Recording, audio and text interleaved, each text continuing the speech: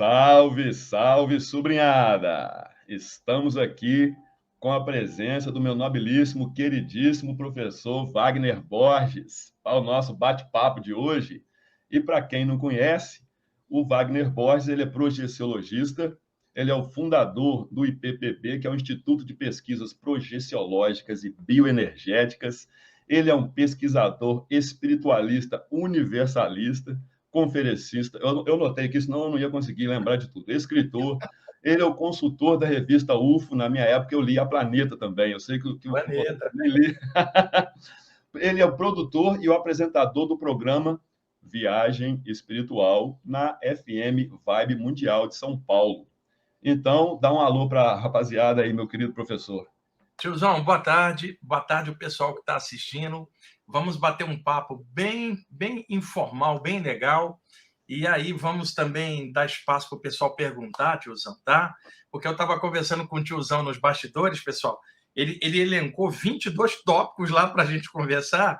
E eu falei com ele, vamos conversando e vamos também abrindo para o pessoal ir perguntando para interagir. A gente fazendo esse domingo aí um bate-papo bem legal sobre imortalidade da consciência e os temas correlacionados e sempre de maneira bem universalista, né, tiozão? De maneira humana. O tiozão estava falando comigo, Wagner, vamos bater um papo de coração, bem humano. Eu falei, pois é assim mesmo que eu sou, que você é também, para a gente poder conversar sobre isso de uma forma natural, dentro do dia a dia, né? Como seres humanos aqui, todos iguais, diante do infinito. Vamos lá. Excelente. Então, eu quero começar esse nosso bate-papo aqui, que vai ser mais quase que uma meio que entrevista em forma de bate-papo, contextualizando. Por quê? Porque o nosso tema geral de hoje é a imortalidade da consciência. Então, eu quero começar com um assunto que é o maior tabu aqui no Ocidente, que é o assunto que que representa o maior obstáculo para que as pessoas cheguem a essa verdade que liberta. Essa é a verdade que liberta, que é a morte. Aqui no Ocidente é tabu conversar sobre a morte. E eu queria contextualizar isso contando um pequeno caos, que eu sou mineiro, os mineiros gostam de contar um caos, professor. Então é o seguinte, é um caos muito rapidinho. É que eu, desde criança, aliás, né, até os meus 12 anos, eu perdi as duas pessoas que eu mais gostava na minha família, que era a minha avó do lado paterno e o meu avô do lado materno. E eu perdi a minha avó, eu devia ter uns 10 anos de idade, e o meu avô, eu perdi ele ali para os 12, e foram as pessoas, né, nas quais eu mais me espelhava, mas tinha uma coisa muito interessante, que apesar, professor, de eu ter crescido naquele contexto católico, de beata e de igreja, que sempre ouvindo tudo aquilo que todo mundo ouve a respeito de morte, a respeito de céu e inferno, eu não conseguia chorar.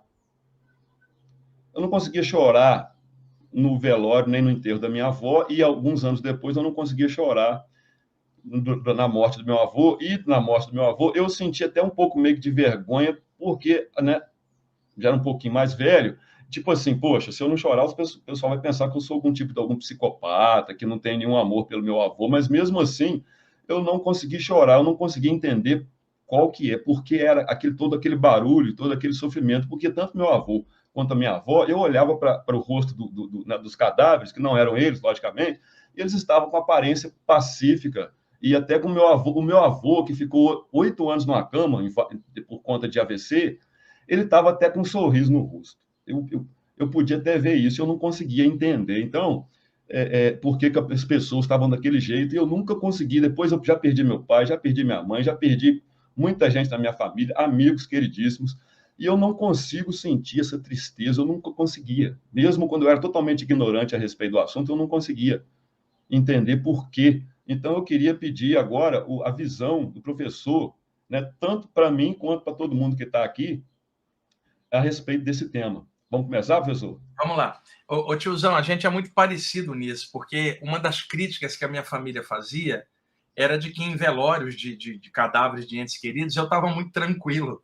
Principalmente quando eu comecei a ter as saídas do corpo, né, aos 15 anos, a minha visão de mundo ela ficou um pouco diferente, porque é o seguinte, o meu pensamento era assim, desencarnava alguém, um ente querido, um amigo do bairro, e eu ia ao velório, eu ficava um pouco triste, não tanto quanto todo mundo. Eu acho que eu já reencarnei assim.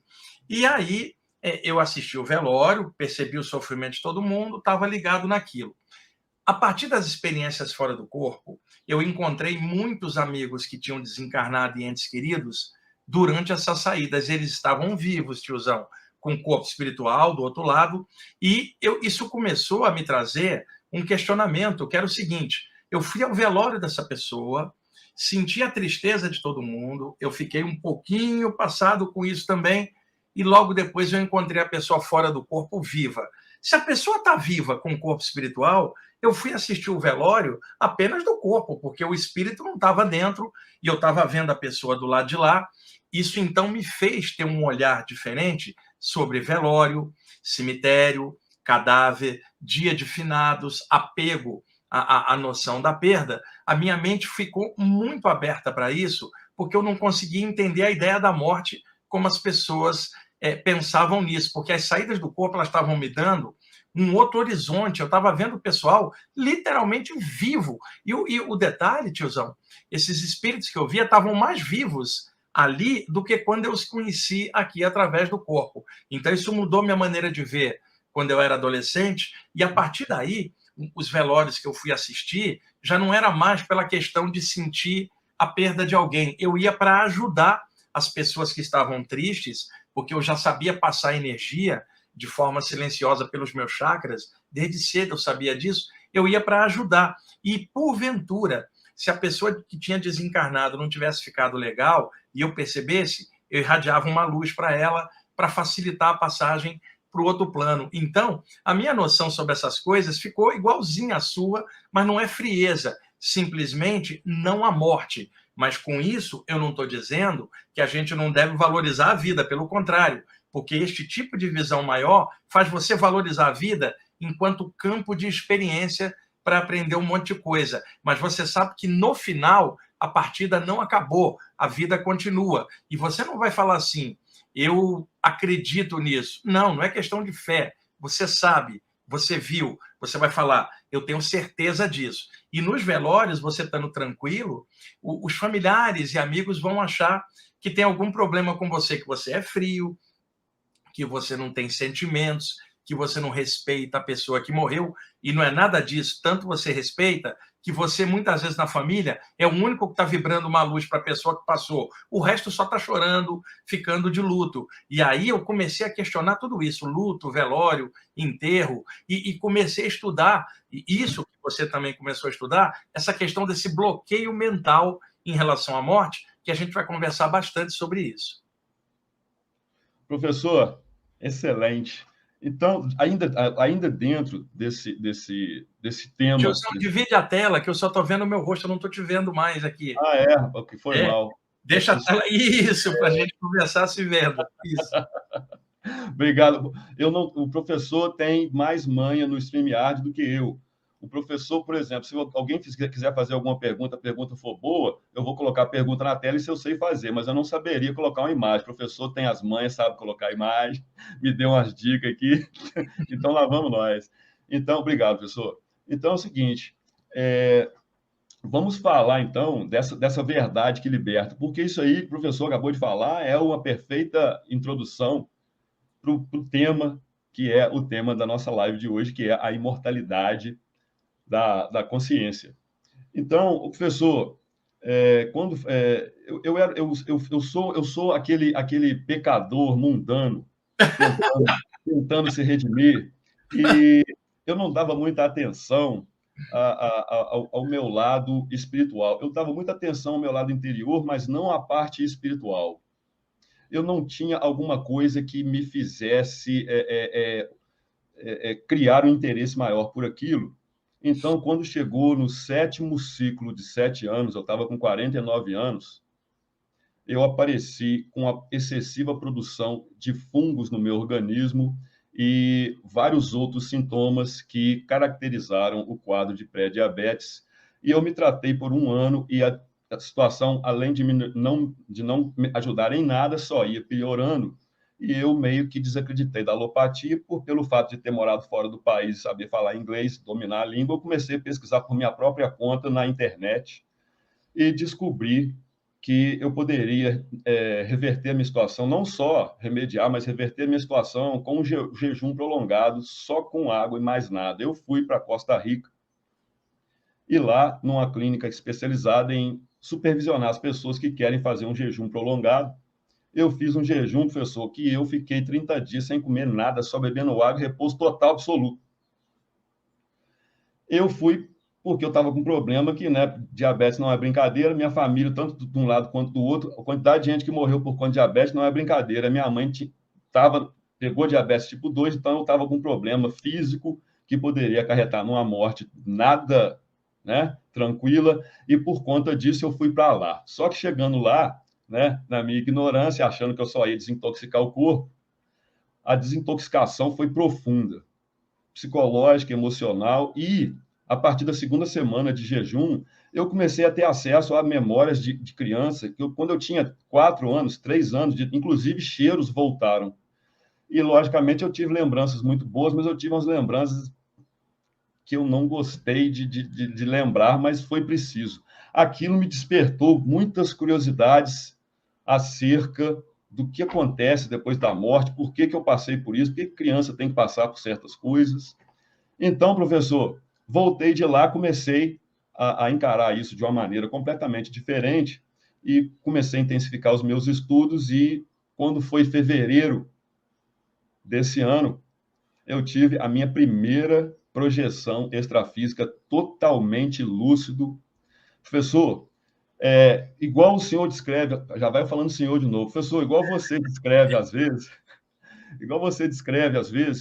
eu tive a nítida sensação de que me pegaram pelo cangote, igual uma gata pega o filhotinho, me pegaram pelo cangote. Eu peguei a lucidez, eu tive a lucidez fora do corpo, não foi aquela projeção clássica. Eu não presenciei a saída. Quando eu fiquei lúcido, parece que estavam me soltando e eu fui flutuando e parei a uma altura. E eu lembro que o que eu fiquei mais apavorado, não, no que eu fiquei mais assim maravilhado é que a sensação de realidade era trocentas N vezes maior do que essa sensação que eu tenho aqui agora. Outra coisa que eu percebi é que a minha visão, professor, a minha visão não estava limitada aqui, a minha visão era quase que 360 graus e eu não respirava, e não precisava respirar. Eu não sentia assim se estava frio, se estava quente. No lugar não tinha sombra. Exatamente. Porque em todo lugar que a gente vai, tem a sombra de alguma coisa. De qualquer luz que está acesa, né? Se tem um solzinho de nada, você vê a sombra. Não tinha sombra nenhuma, o céu não era azul, era um amarelado infinito, um silêncio curativo. Isso. E eu flutuando, e a minha primeira sensação foi assim, eu falei assim, caramba, eu tô fora do corpo e eu tô lúcido. Foi só isso que eu consegui pensar na hora. Eu não fiquei muito empolgado, ainda bem, porque eu ia perder a lucidez. Mas aí eu reparei que tinha um edifício, professor, vou descrever para você. Tinha uma edificação que eu nunca tinha visto antes, numa pequena colina mais abaixo, eu estava numa colina mais no alto, e era uma edificação que o telhado só ia até na metade, e da outra metade não tinha telhado. Aí eu decidi voar até lá, e quando eu fui chegando perto, eu vi que tinha 3 senhoras em volta de um aparelho que eu nunca vi aquilo na minha vida, e elas estavam elas estavam fazendo imposição das mãos nesse aparelho que eu nunca vi. Tinha um pequeno pedestalzinho, ele estava em cima de um pedestal, não deu para ver detalhes. E eu lembro que quando eu fui chegando perto delas, voando, chegando perto delas, eu lembro que, sem falar, sem nada, né, na telepatia, eu falava para elas assim, eu estou fora do corpo, eu estou projetado. Aí elas olharam para mim assim e pensaram assim, poxa, que legal, que bacana. E eu queria falar mais coisas, mas eu estava tão assim, maravilhado com aquele, não era céu, era estranho, tudo amarelo, um amarelo muito, assim, parecia, não era um amarelo ouro, era um amarelo meio baby, eu não sei explicar, sou muito ruim de falar cores. Mas eu comecei a ficar empolgado, principalmente pela minha facilidade, porque a partir de então, toda noite eu tenho projeções semilúcidas, e eu sei que é na primeira dimensão extrafísica, porque eu não consigo voar, só consigo dar os pulão ou então nadar assim a meia altura. Quando ocorre aqui no meio humano, né, no duplo, a sensação de volitação ela é um pouco diferente. Fica diferente. Às vezes eu não consigo nem voar, eu só consigo correr, mas parece que a câmera lenta. Sim. Mas lá eu estava com a facilidade, professor. Aí eu empolguei, eu lembro, falei, não, deixa eu ver o resto que tem aqui. Mas aí eu empolguei tanto que eu acordei. Mas no que eu acordei, professor, não perdi nada. Eu acordei, sentei na minha cama, na beirada da minha cama, mas bom igual um coco, como a gente fala aqui, bom igual um coco. Aí eu falei, aí na mesma hora eu peguei meu celular e já peguei a câmera e já gravei o vídeo. Eu falei, ó, tô contando aqui, hoje é dia tal, tal, tal, aconteceu isso. E esse relato também tem ajudado muito o pessoal no meu grupo de estudos, do CHI. Então, Olha, ela professor, está com todos os elementos clássicos de uma saída, porque essa luminosidade que você viu sem sombra é o que os ocultistas há milênios chamam de luz astral, da palavra astrum, do latim estelar. Quer dizer, uma luz que não gera sombra, cara. Não é um plano de dualidade aqui, é um contínuo onde você está dentro de uma luz que não tem dia ou noite, daí a expressão luz astral, e isso que você teve foi uma euforia extrafísica, né? Às vezes, a sensação de liberdade ela é tão grande que a gente perde um pouco o sentido do equilíbrio diante daquilo, uma euforia, e aí acaba sendo puxado de volta para o corpo. E a sensação de ter sido deixado lá como alguém segurando atrás, quantas vezes eu narrei isso, você vai despertando fora do corpo, uma mão te larga ali e faz assim, e você segue flutuando como se alguém te deixasse você experimentar uma sensação. E você falou uma coisa legal, isso eu me acostumei ao longo dos anos, dá uma sensação, tiozão, que você está mais vivo lá do que aqui dentro. A sensação de realidade ela é maior, de integralidade tua, a sensação de não ter que se virar para enxergar alguma coisa. E, tipo assim, eu vou falar bem claro, dá uma sensação que você está em casa, cara. Ali você é compreendido e compreende. Você falou de um silêncio, que é isto, que na verdade é o som, que não é um som na verdade, a música das esferas do Pitágoras, que não é uma música que vibre ondas sonoras pelo ar, um silêncio que cala fundo dentro da pessoa e que, ao mesmo tempo, comunica tudo. Não há como explicar isso em linguagem humana. E quantas vezes, tiozão, eu experimentando isso na hora que eu encaixava no corpo, que na hora que a gente encaixa, o cérebro não aguenta manter essa lucidez que é de fora. Ele reduz você para o limite o que dá para viver aqui na Terra. E aí o que acontece? Muitas vezes eu sentia a sensação de entrar no corpo, parecendo que eu estava emburrecendo, entrando em algo que me diminuía consciencialmente, porque lá fora a lucidez era maior, quando eu entrava, dava uma sensação de compressão. Eu lembrava tudo, mas não era igual lá, porque aqui você está lembrando através do cérebro, que é mais lento, mas não tem dúvida do que você viveu. professor, baseado nisso que você falou agora, eu lembrei de uma coisa que não está aqui na pauta, mas eu acho que deve ser uma curiosidade também do pessoal que está aqui. Porque eu sempre, quando eu estou, porque toda semana, durante, agora 1h30, mas as primeiras 120 lives, nas primeiras 100 lives foram 2 horas. Eu sempre falo com o pessoal a respeito dessa experiência, e logo depois vários outros membros do CHI, eles falam, pô, já aconteceu isso comigo, já aconteceu isso comigo. Eu falei assim, olha, depois disso, a minha vida mudou. Não consigo ser a mesma pessoa mais depois disso. E não tem nenhuma sombra de dúvida do que acontece, porque a noção de realidade deixa essa noção de realidade. Parece que isso aqui é um videogame muito assim, baixa tecnologia. Né? Então, eu falei com eles: olha, eu acho que essa que é a verdade que liberta, que é falado na Bíblia. Essa que é a verdade que as pessoas estão precisando descobrir. Essa que é a famosa verdade que liberta. Porque... Inclusive, na Bíblia, tem vários trechos que têm relatos de saídas do corpo. Em Paulo de Tarso, João, Ezequiel, Lucas, né, que eu venho comentando isso há anos, até no programa de rádio. Então, essa história da verdade que liberta é o que se falava nas iniciações esotéricas antigas, por exemplo, no Egito e na Grécia, levantar o véu de Ísis, o véu dos arcanos, para que a pessoa possa clarear e ver a verdade. Lá na Índia, levantar o véu de Maia, a ilusão, e aí tem uma palavra em sânscrito que eu gosto muito, que é a palavra raja, orage, que é real. Tudo aquilo que é real é o que dissolve a ilusão. E dentro do contexto hindu, Shiva, né, o transmutador, o transformador, é o senhor da realidade. Então, tem uma imagem do Shiva com 4 braços fazendo uma dança em frente à pessoa. Então, é mais ou menos a metáfora assim, tiozão. Imagina uma bruma em volta de você e você dentro daquela ilusão. Shiva vem, começa a dançar e ele dissolve a bruma na dança e falando, aqui está a realidade, olha de frente, expande a consciência, que é o Samadhi no Yoga. Então, isso que você está falando, né, de levantar o véu e ver a verdade que liberta, é simplesmente a melhoria do nível de consciência, numa espécie de expansão de consciência, aonde a gente se sente maior, melhor, mais consciente do que aqui dentro. Naquele instante você fala, a vida e o universo são muito maiores do que os 5 sentidos estão me dizendo na matéria. E eu estou percebendo claramente nesta condição que eu sou muito mais do que um corpo humano, eu sou muito mais do que alguém que come, bebe, dorme, copula, reproduz e morre sem sentido. Eu não sou apenas um ser humano, homem ou mulher, alto ou baixo, branco ou negro. Eu sou um cidadão ou cidadã do universo enquanto centelha vital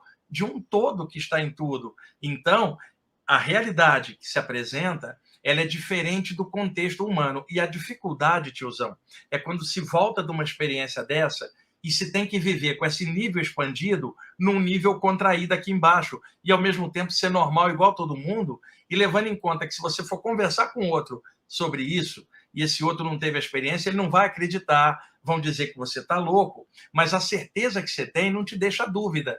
E o importante não é a gente, por exemplo, convencer ninguém disso.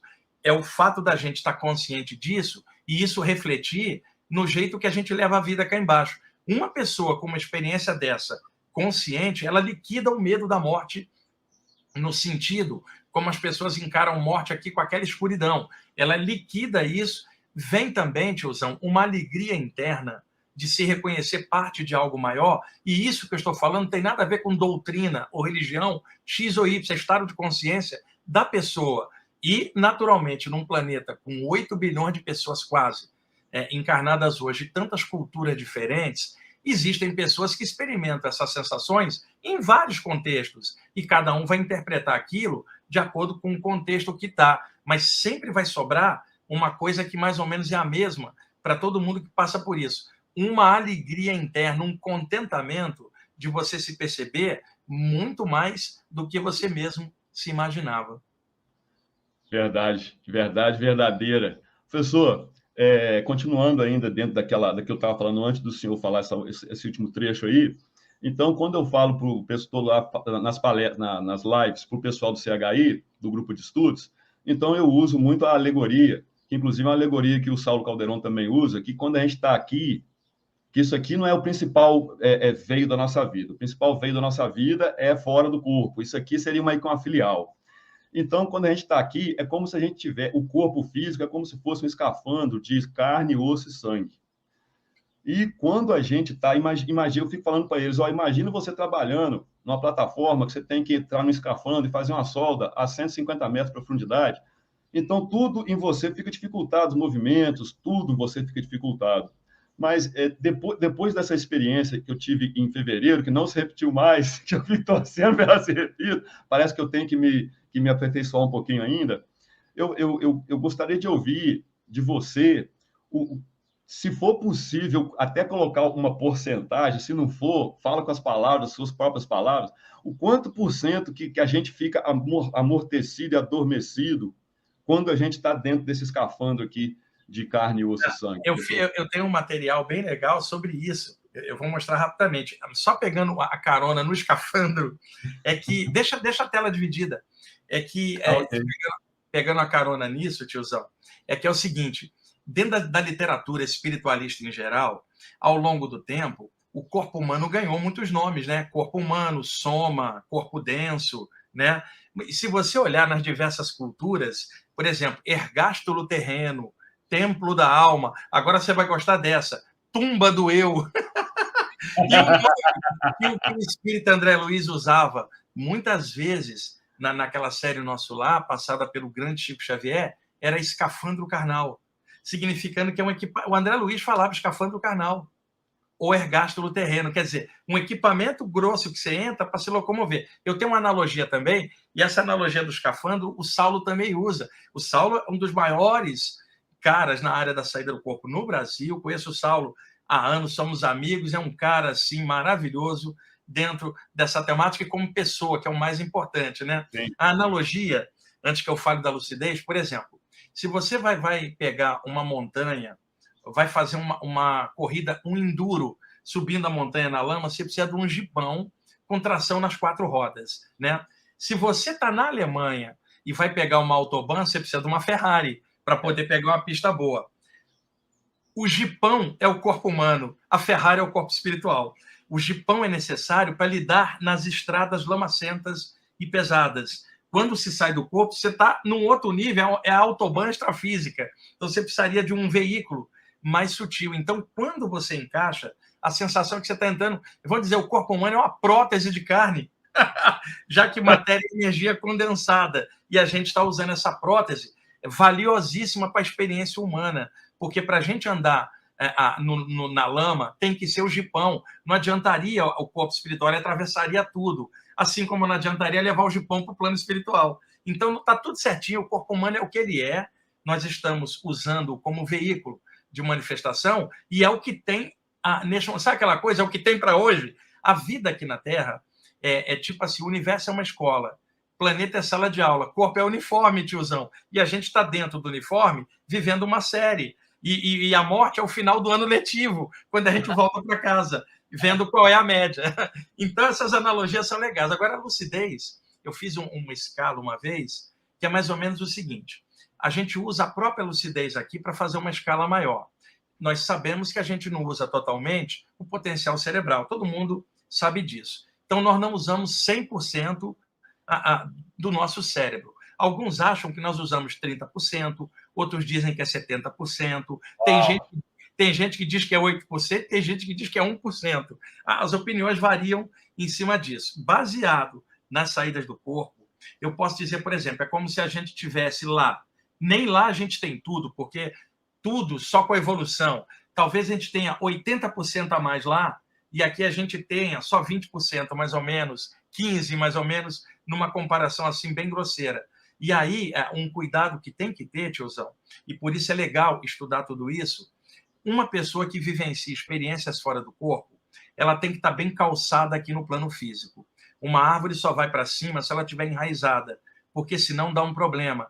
A pessoa se apaixona pelas sensações e o que ela vê e não quer viver mais aqui. Mas veja, deu trabalho para ela descer e encaixar aqui. Onerou 9 meses o corpo de uma mulher que é a mãe, deu trabalho para crescer, criar. Então, a prioridade para todos nós não é a saída do corpo, é a vivência na matéria, já que nós entramos aqui para viver. A saída do corpo é o bônus, cara, o recreio, a possibilidade que o plano espiritual dá de você aguentar o tranco de estar dentro da compressão. De vez em quando, dar uma saidinha é uma amostra grátis do infinito, cara, para você aguentar viver aqui dentro. Então, todo mundo que estuda a saída do corpo, que quiser se manter estável com isso, precisa valorizar a vida humana, as pessoas próximas, os entes queridos, porque eu conheci estudante espiritual, tiozão, estudante de yoga, de ocultismo, estudante de saída do corpo, que renegavam o corpo e a vida. É um erro. O corpo não é o inimigo da gente. O inimigo da gente somos nós mesmos, né? Na nossa mente, nas nossas emoções e na nossa autoestima baixa.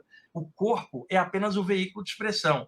Então, vamos dizer que o corpo é o táxi e o espírito ou consciência é o taxista. Nós descemos para rodar, precisamos do veículo em boas condições. No final do dia, você deixa o táxi na garagem e sai, porque você não é o táxi, você é o taxista. Ao final desta vida, você deixa o táxi no ferro velho, porque fundiu o motor, e sai, porque você não é o táxi, você é o taxista, você é a consciência, cara.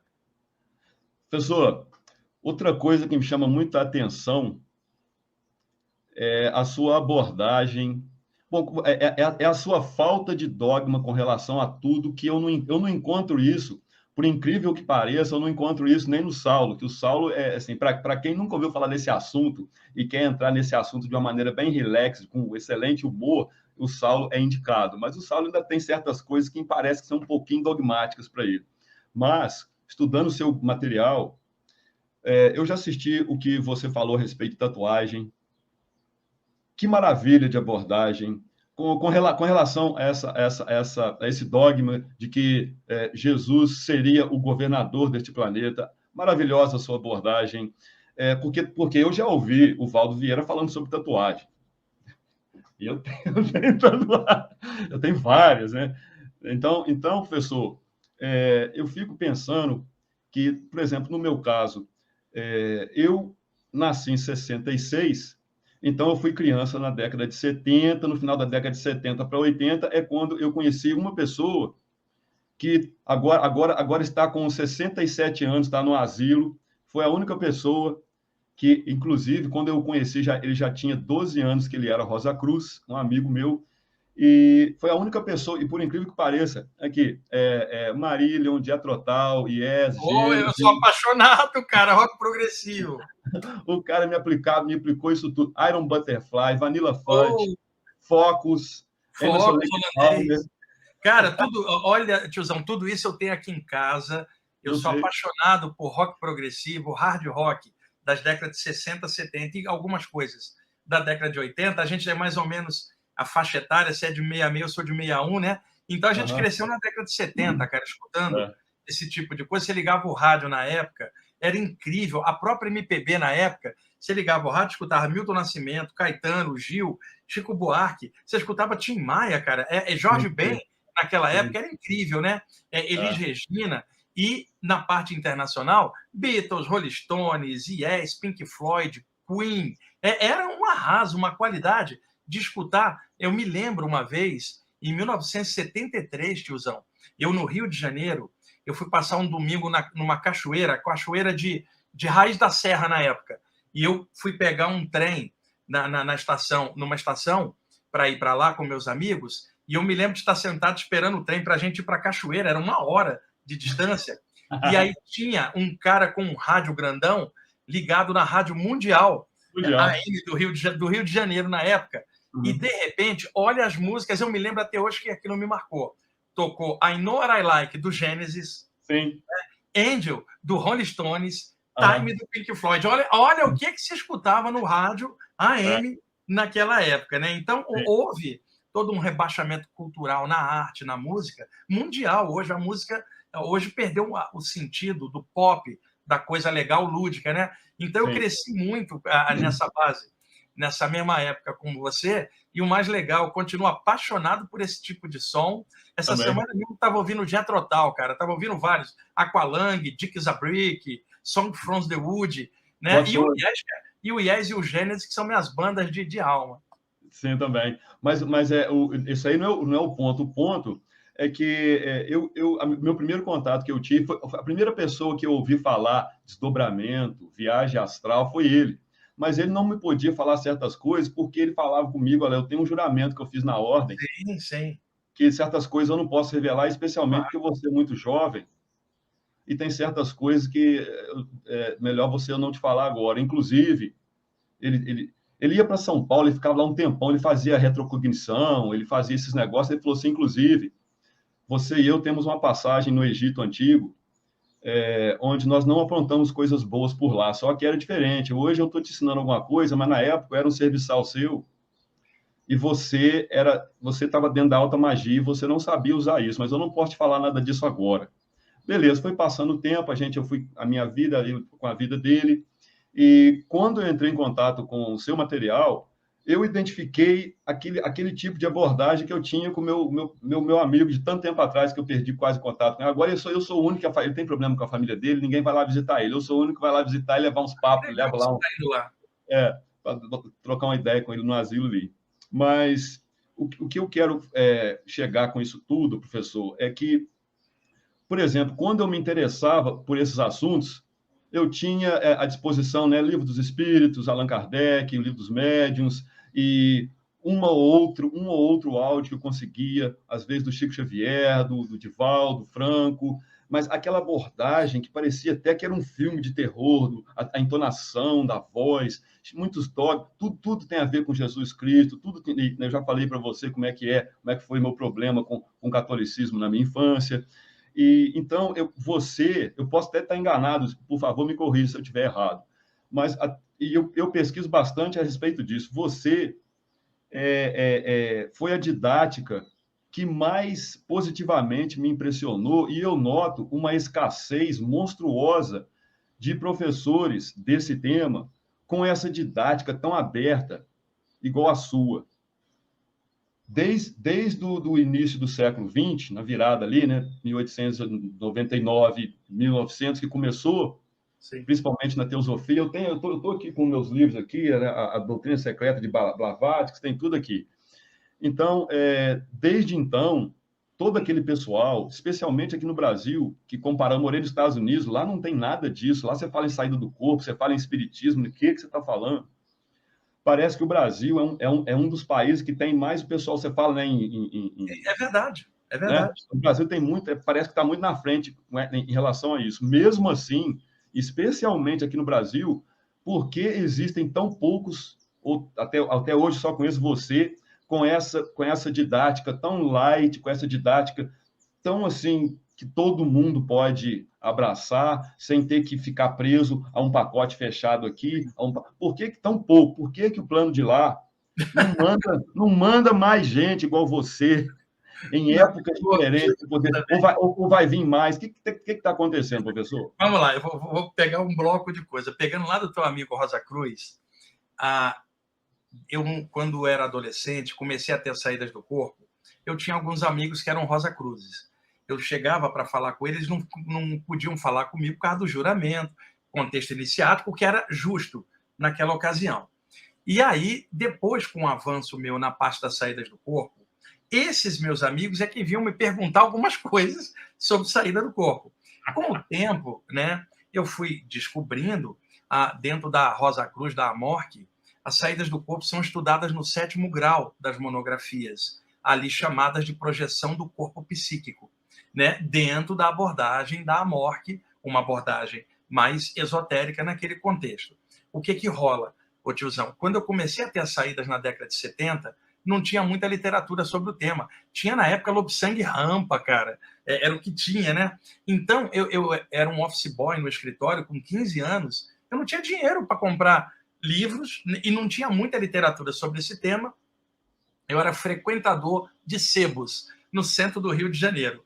Eu gastava minha grana, meu salário mínimo de office boy no escritório, gastava quase toda a grana em livros e discos de rock progressivo, né? E tinha uma calça jeans surrada, uma camiseta da Levi's. Lembra aquela coisa da época, né? Uma calça ali. Era ficava a semana inteira com ela. E aí o que acontece?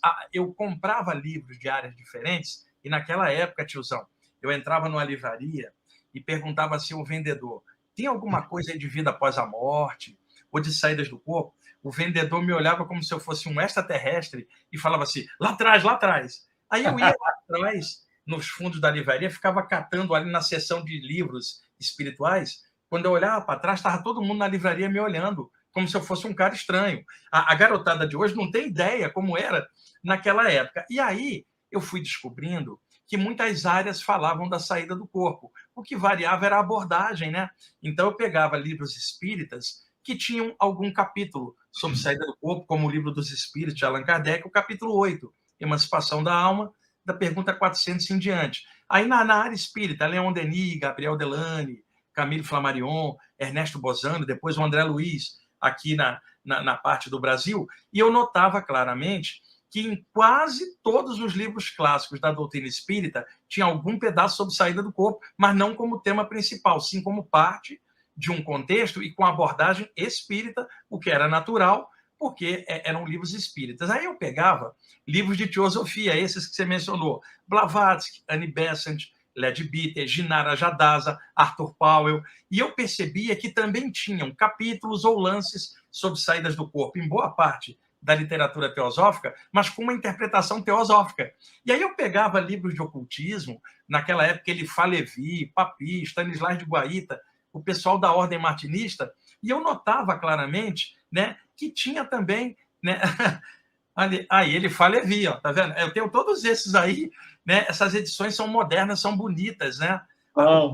O primeiro livro que eu tive dele foi A Chave dos Grandes Mistérios, né? Era um da editora Pensamento. Aí, o que eu notava? A abordagem ocultista sobre a saída do corpo era mais esotérica. Então, o que eu via? Tinha uma abordagem espírita, uma teosófica, uma esotérica e assim por diante. Eu não estava atrás de doutrina, tiozão. O que eu queria era informação para entender o que estava rolando. O que eu fazia? pegava o que eu lia na área espírita, o que eu lia na área teosófica, na área ocultista, e ia juntando e ia observando como é que minhas experiências iam acontecendo para ver se ia ao encontro do que eu estava lendo ou se tinha diferença. O que eu descobri? Parte das experiências iam ao encontro do que eu estava lendo e outras coisas não batiam, porque cada área tinha seus dogmas. E a própria experiência pessoal que eu tinha, ela me mostrava outra coisa. Então, era muito comum naquela época, tiozão, por exemplo, dizer que se você quer ter uma saída do corpo, tem que dormir vestido de branco, ficar 3 dias sem fazer sexo, não pode comer coisa pesada na hora de dormir e tem que ficar orando, né? E eu, veja, eu tinha uma namoradinha. Se eu ficasse 3 dias sem fazer sexo, o máximo que eu conseguia era ficar nervoso. Não me facilitava em nada a saída do corpo. O que eu descobria? Que a atividade... É isso. A atividade sexual não me atrapalhava a saída do corpo.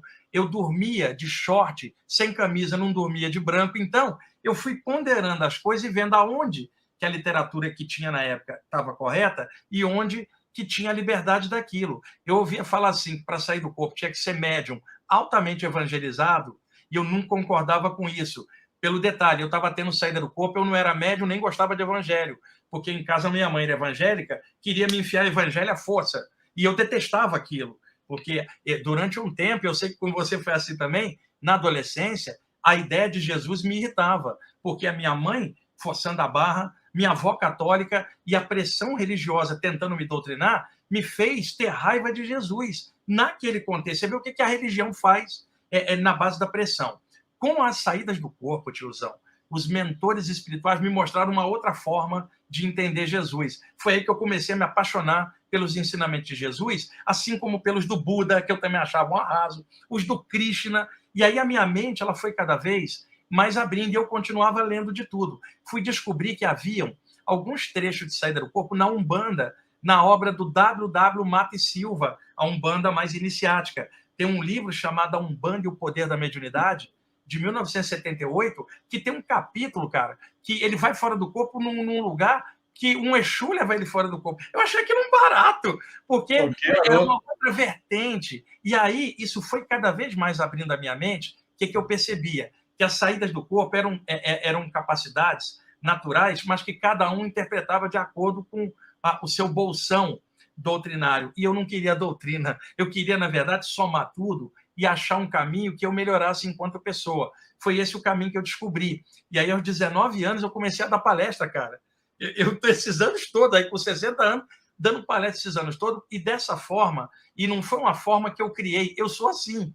Porque a minha ideia de conjunto, tiozão, se eu sento com você em um grupo, não me interessa se você é católico, se você é espírita, se você é um bandista, ocultista, ou se você é materialista.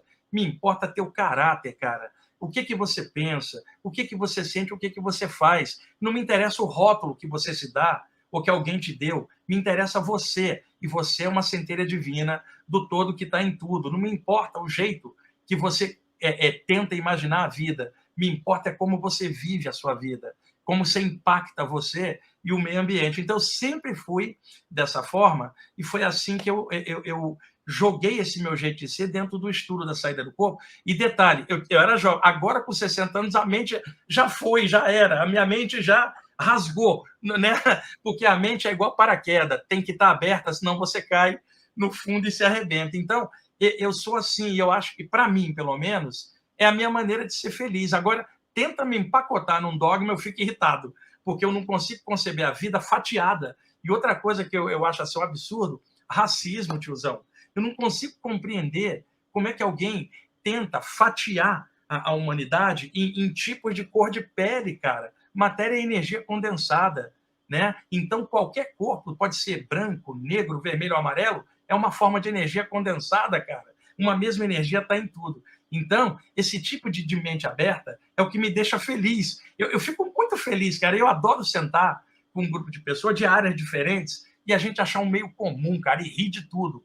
Porque é isso. Agora, eu conheci muitos pesquisadores na área de saídas do corpo, alguns eu estudei, aprendi junto e fui crescendo. E eu fui aprendendo com cada um monte de coisa, mas sempre mantendo o meu jeito aberto de ver as coisas. E é assim que eu tenho feito esse trabalho e acho que eu atinjo mais gente dessa forma. E é muito legal você falar para alguém assim, estuda isso aqui que eu posso te passar, sobre saídas do corpo, mas adapta do teu jeito, da tua pegada, não fica imitando ninguém, porque tem autor que quer colocar um pacotão e quer que as pessoas sigam o pacotão. Por exemplo, tem que vestir de branco, a barba tem que estar grande para proteger o chakra da garganta. Isso é uma falácia, porque eu nunca tive barba grande, eu falo pra caramba, né? Não foi... É um negócio de vestir de branco, o que tem que estar branquinho e luminoso é a aura da gente. Você pode estar vestido de preto e a aura está linda. E o outro está vestido de branco e a aura é uma merda, toda escura.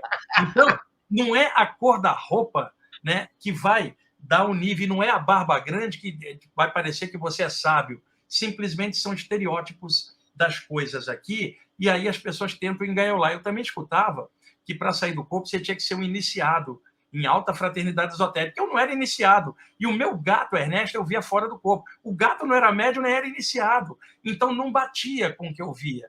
E à medida que os anos foram passando, e outra, eu estudei bastante essa área, tiozão, assim como você, eu fui comprando muita coisa em inglês, espanhol, para ter uma visão de conjunto. Eu gastei muito dinheiro ao longo dos anos, você também gastou viajando, estudando. O pessoal que hoje quer que você passe informação na internet não sabe o quanto você ralou para poder ter a base, para poder estar falando. Não é só chegar e abrir um canal no YouTube e falar algo. Você tem que ter embasamento, você tem que viver aquilo. É um saco você ver pesquisadores da área de saída do corpo falando uma coisa que eles não viveram. Um monte assim, tiozão. Você vê, não há brilho no olhar, não há vivacidade, não há amor, cara. Essas pessoas não são apaixonadas pela saída do corpo. Elas falam daquilo de um outro jeito. E eu também conheci gente, tiozão, que queria comprimir a saída do corpo dentro do seu dogma. Por exemplo, eu conheci cristãos que tinham crescido naturalmente na cultura judaico-cristã ocidental,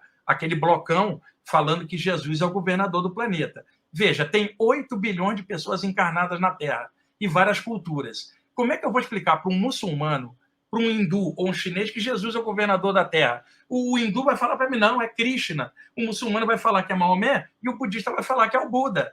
Cada um vai dizer que a sua referência cultural, né, e religiosa é o ícone. Eu, dando uma visão de conjunto, não me importa se você gosta de Jesus, de Buda, Krishna. Me importa se isso está fazendo você melhorar e respeitar o outro que pensa diferente. Então, aquela velha história, Jesus ser o governador do planeta, só ocidental que fala isso. E outra, o plano espiritual não é cristão, cara. O plano espiritual não é espírita. O plano espiritual é espiritual. O espiritismo surgiu em 1857, com Allan Kardec. O mundo espiritual já existia há muito tempo antes disso. Então, você sai do corpo, tem espírito chinês ligado à área taoísta, tem espírito hindu ligado ao yoga, ao hinduísmo, ao Vedanta, e daí por diante. E eles não falam que Jesus é o governador do planeta. Nas experiências que eu tive, eu fui ampliando cada vez mais e fui perceber um Jesus diferente do encapamento religioso. Um Jesus mais próximo e mais humano, cara. Se você fala isso com um fanático, ele quer te liquidar. Um Jesus, tiozão, que seria um cara que sentaria do teu lado aí para conversar, te compreenderia profundamente, não te condenaria nada, e um cara que não se sentiria superior a você, um cara que te deixaria à vontade e que te falaria de um poder maior em tudo, te falaria do brilho das estrelas, te falaria da imortalidade da consciência, cara. Não um cara que vai te jogar no inferno, não é um cara que vai te doutrinar. Quem faz isso são os religiosos. Então, a ideia que eu tenho hoje de Jesus é muito diferente. E Jesus, por um lado, você vai ver gente endeusando, por outro lado, você vai ver gente atacando e dizendo que ele não era tudo isso. Na verdade, são extremos. A gente pode prestar atenção no ensinamento de Jesus, gostar sem ser cristão. Eu posso gostar do ensinamento do Buda sem ser budista. Eu posso gostar do ensinamento do Krishna sem ser hindu, porque a mente está aberta. Então, essa mentalidade mais aberta permite estudar de tudo e permanecer com a mente sempre livre. Professor, excelente. Mas, professor, acabou que o senhor não respondeu a pergunta, o senhor fugiu da pergunta. Fala de novo, pergunta de novo. Acabei falando muito. Olha, você acha que professores espirituais, do tema espiritual, igual com a sua abordagem, com a sua visão, você acha que eles estão ou que eles vão aumentar em número? Vai aumentar. Você acha que você é a raridade e vai morrer aí? Não. Tem muita gente assim, tá reencarnando gente legal também para isso, e tem outros pesquisadores aqui. Eu conheço vários aqui no Brasil, né? O próprio Saulo tem uma mente abertíssima. Tem o Luiz Roberto Matos, de Salvador, que também é um projetor com a cabeça maravilhosa. Tem o Dalton Roque Campos, em em Curitiba. Tem um monte de gente legal, cara, também trabalhando, né? Cada um tem sua característica, né? Sua personalidade. Mas eu acho que esse tipo de estudo ele só vai expandir, e o problema atual é que muitos pesquisadores empacotaram o estudo da saída do corpo de acordo com a maneira deles de ver. Eu conheci um monte de gente nessa área, estudei com um monte de gente, aprendi também, mas eu sempre me guiei pelo conjunto do que eu aprendia junto com a própria experiência. E o que acontece? Cada autor, deixa eu dar um exemplo. Você pega um livro, por exemplo, de um autor que tenha alta repressão em relação à sexualidade. Aí ele escreve um livro de saída do corpo, que ele tem essas experiências. Num eventual capítulo sobre sexualidade, ele vai dizer que fazer sexo é ruim para a projeção, porque esse é o contexto dele. Aí você pega um outro autor que não tem aquela trava sexual, ele, na hora de fazer um capítulo de saída do corpo, ele vai falar disso de forma livre.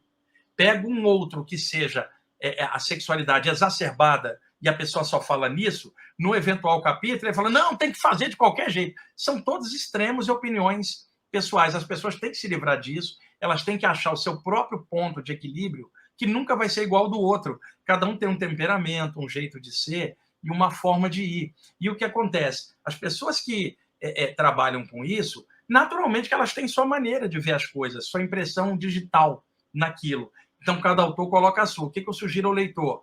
Leia de tudo e coloca a sua impressão, somada com tudo, mas baseado em você mesmo. E baseado nisso, de mente aberta. Eu conheci pessoas, tiozão, que elas tinham tido uma educação tão forte na área cristã, elas tinham saídas do corpo já como adultas. Elas entendiam a saída, mas não admitiam o mundo espiritual, porque para elas a ideia de mundo espiritual era coisa do diabo. Eu conheci gente assim, tinha saída do corpo, mas a parte religiosa cristã, eu conheço um monte, travava ela de admitir outra coisa, e outra, um cristão admitir que o universo é infinito, vai ficar difícil, porque é aquela história que Deus mandou só seu filho, só aqui, porra, a Terra é desse tamaninho, tiozão, tá? O tiozão, desse tamaninho no infinito, imagina. Muita areia para o caminhão da gente entender. Então, eu acho que mais gente vai tá trabalhando assim, mais gente vai chegar assim, e eu acho que isso areja. Aliás, isso precisaria em qualquer tipo de estudo. Você pega um estudo de mediunidade, você vai ter um autor que é espírita, ele vai trabalhar a parte mediúnica de acordo com a base espírita, o que é natural. Mas se você pegar um autor que é de Umbanda e vai fazer um livro de mediunidade, ele vai usar o parâmetro da Umbanda dele, que é diferente do espiritismo. Se você pegar um médium que seja espiritualista no sentido mais aberto, ele vai procurar dilatar o conceito da mediunidade, porque ele não está preso na abordagem X ou Y, ele vai tender a expandir e isso vai melhorar esse estudo para frente. A mesma coisa na saída do corpo. Excelente. Então, vamos torcer para que essa profecia se concretize, que mais, né, que mais professores com essa didática encarnem, e quanto mais rápido, melhor, porque nós estamos precisados. Agora, professor, você até já falou no assunto que eu ia tocar na próxima pergunta aqui, que é a respeito da importância da visão de conjunto, né, em oposição à visão apenas de uma área. Então, eu estava vendo uma entrevista sua, e você estava falando, quando você tinha 18 anos, que você... Eu tenho até a versão gringa aqui, essa aqui é a versão gringa. Ah, isso eu sou apaixonado do Caibalion, cara. Então, essa aqui. Essa versão aí verdinha foi a primeira que saiu no Brasil. Exatamente. Essa aqui eu comprei em inglês, capa dura, muito, muito, muito bonita essa versão aqui. Então, você estava falando que você, já com 18 anos, já conheceu o já tinha lido o Caibalion, e também, talvez, não sei, não lembro se você mencionou também o Corpus Hermético. O Corpus Hermético também, que é um clássico. Isso, naquela época. Então, eu comecei a ver a quantidade de coisa que você tem lido desde os 18 anos, e você, olha, trabalhava de dia, e estudava de noite, e morava na Baixada Fluminense. Sim. Ou seja, você tinha que... Também ficava muito tempo dentro de buzu, né? Ficava. Aí, então o cara trabalhava e estudava, e morava longe do trampo, longe da escola. Como é que você... Uma pergunta bem, bem simples. Como é que você achava tempo? E até hoje, porque parece que hoje você é mais ocupado do que naquela época. Sim. Como é que você achava e como é que você acha tempo? Porque eu sei que você lê até hoje. Inclusive, lançou o Caibalion agora triplicado de tamanho, você parece que você já tem ele, né? Já leu ele, né? Professor, o pessoal aqui que tem dificuldade em achar tempo para ler, como é que fala para a gente, como é que é a sua mágica para conseguir tempo para ler? Cara, não tem mágica. Por exemplo, eu lia muito dentro dos buzuns, cara, dentro do ônibus, dentro do trem, dentro do metrô. Eu lia na hora do almoço, né? O tempo que eu tinha, às vezes, livre à noite, né? Eu lia também. Eu sempre li muito. E eu tenho uma memória muito boa, tiozão. Sempre, eu já nasci com essa memória. Então, eu lia bastante e continuo lendo até hoje, porque eu acho que o nosso cérebro precisa estar ativo. Se você lê, evita Alzheimer, evita degradação, porque você mantém o sistema ativo, pensante, né? Não é aquela coisa de inércia. É claro que você, a hora de descansar, não ler nada, namorar, ir à praia, né? Escutar um Yes, essas coisas também são vitais para a gente manter a estabilidade. Eu lia no tempo que dava. A maioria da leitura que eu tinha era na hora do almoço, no trabalho e dentro do deslocamento de trem lotado no Rio de Janeiro, ou ônibus, né? Quando eu cheguei por volta dos 19, eu fiz o segundo grau que dava, e aí eu trabalhava de dia e à noite, eu não fiz faculdade. Tiozão, eu não tenho faculdade, cara, não sou formado. Você tem uma ideia, né? Não. Embora eu dê palestra em várias faculdades, um negócio curioso. Então, eu tinha já a noite livre, trabalhava de dia. Eu lembro que era assim, eu chegava em casa, tomava um banho, entrava no quarto e ia ler, cara, e escutar música, que era o meu prazer. Então, foi assim que eu consegui ler muita coisa. E hoje, na verdade, eu leio menos do que antigamente por causa da questão do tempo, tiozão. Porque, por exemplo, às vezes volto de um curso de sábado, você sabe que você dá aula também, você acaba o curso, o teu cérebro está acelerado. Então, o que você precisa fazer? Vivenciar a sua parte humana lúdica para baixar a bola, né? Vai assistir um filme, vai namorar, vai conversar, para que o teu cérebro volte ao normal. Então, você volta de um curso, você não consegue ler, porque teu cérebro está acelerado. Nessa hora, a música ajuda a equilibrar, e uma coisa ou outra. E aí, eu hoje leio menos, porque quanto mais palestra eu passei a dar, mais o cérebro ficava acelerado, na volta eu precisava relaxar. Agora, por exemplo, eu vou entrar de férias aí ao longo dessa semana. Cara, tem uma pilha de livros ali na mesa que eu tô louco para pegar eles. Porque, para mim, isso não é trabalho, isso é algo da minha consciência. Tem uma pilha ali, cara, eu vou botar em dia. Tem uma pilha de DVDs das bandas que eu gosto para assistir e uma pilha de discos que eu venho adquirindo ao longo desse ano que não deu tempo de ouvir. Minhas férias, cara, é leitura, é música, as séries que eu gosto e ficar assim, sem fazer nada um tempo, né? Que também é legal para depois você renovar, arejar. Mas eu leio até hoje, cara, eu fazia no tempo que dava. Perfeito. Perfeito. Olha, muita gente vai poder pegar algumas dicas aí com relação ao tempo para poder ler aí. Tem Beleza. pergunta, tiozão, do pessoal?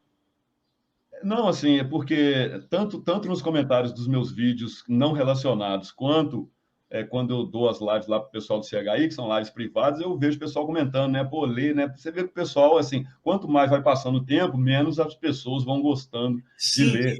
Não, deixa eu só acrescentar um negócio. Claro. Hoje, é paradoxal, porque a internet, enquanto ferramenta de acesso à informação, se a pessoa quer estudar, a internet é uma ferramenta incrível, mas as pessoas usam a internet para ficar brigando, atacando os outros. Tá. Então, o que acontece? Mesmo com o acesso que a internet dá, nada substitui o livro na mão, que é uma coisa lúdica. Você pegar o livro na mão, tem energia da tua mão, uma anotação que você faz, é o lance teu lúdico de você estar integrado com aquela peça na mão, que é o livro. Hoje, apesar da internet ter aberto muita informação, muita gente está lendo menos, ou tiozão, que é um absurdo. E quando eu falo ler, tem uma dica. Sabe aquela técnica do Caibalion das polaridades? Quando uma coisa te puxa para um polo, se você quer evitar, vai para o outro polo para equilibrar. Num dia terrível, com muita baixaria, muita coisa ruim, leia um tema muito alto, porque você vai para o outro polo e equilibra. Aí as pessoas falam, mas é um dia pesado. Pois é o dia que precisa ler um tema alto para poder contrabalançar. Então, como os dias estão muito pesados, é sempre bom ler coisa avançada, legal, avançada, que eu digo dentro do que a pessoa gosta, da linha que ela gostar, mas para manter a vibração dela no nível melhor para contrabalançar as coisas pesadas. O tiozão, por exemplo, eu sou apaixonado por poesia também, né? Eu adoro Fernando Pessoa, Rumi, Cabi, Calil Gibran Calil, Olavo Bilac. Então, Sim. eu acho, eu chego, por exemplo, cansado, um dia terrível, eu pego e abro um Fernando Pessoa ou um Rumi, o poeta Suf. Aquilo me ilumina a noite, cara. Eu falo, que bom estar encarnado para ler esse cara. Aí, além de ler, eu ponho um disco do Yes, escuto uma música do Yes ou do Queen ou do Gênesis e falo, meu Deus, que maravilha, tá vivo. Depois de um dia pesado, eu tenho a oportunidade de ter aqueles contrapontos. Eu falo, valeu a pena. É isso que está faltando para muita gente. Estes contrapontos que elas podem usar para enfrentar o dia a dia, que não é fácil. Esse meio nosso humano terrestre é bem denso, é normal, é do jogo, mas nós podemos contrabalançar isso. E a leitura é uma das melhores coisas para isso, e com um detalhe, para evitar uma armadilha, tiozão. Conhecimento não é sabedoria. Uma pessoa pode ler muito, virar um poço de conhecimento e não usar o conhecimento como ferramenta para melhorar ela. O legal é usar o conhecimento para libertar a consciência. Tem gente que usa o conhecimento para prender a consciência do ego do conhecimento. E isso é uma armadilha. Exato, exato. Professor, excelente, cara. Não sei nem o que falar. Mas o próximo ponto aqui é uma curiosidade, agora já dentro da parte já de projeciologia, porque eu tenho certeza que muita gente aqui tem curiosidade disso também. Estou tentando pegar tudo o máximo possível, espremer você o máximo possível dentro de 1h30 aqui. Então, a próxima pergunta aqui é que eu fiquei muito curioso, que eu fiquei sabendo, você mesmo que falou, então é verdade, que a sua especialidade no começo, e não sei se ainda é, mas a sua especialidade, especialmente no começo de toda essa empreitada da sua vida inteira, era liberar entidade que está presa no corpo na hora da morte. Ainda é a minha especialidade. Gostaria que o senhor falasse isso, porque vira e mexe tem gente, porque eu abordo o estoicismo também dentro da minha, né, dos meus vídeos a respeito de autoobservação desidentificada e estar na água sem se molhar, essa onda toda, eu abordo muito o estoicismo. Né? Então, o pessoal lê Sêneca e, às vezes, pega a ideia errada da abordagem estoica com relação ao suicídio. Então, eu gostaria que você falasse da sua especialidade e aproveita aí, ao mesmo tempo, fala do problema do suicídio e já conta aquele caso que no vídeo você falou que não ia contar, porque o pessoal reclama que o vídeo fica muito longo, mas eu falei, nossa, eu queria saber esse caso, mas o professor falou que não vai contar, sacanagem. Agora eu vou pedir para ele contar o caso do modelo italiano, que ficou preso no caixão 3 dias. Sim. Cara, essa história, o pessoal vai morrer de rir quando eu contar e meus amigos vão me sacanear depois, mas tudo bem. Vamos lá.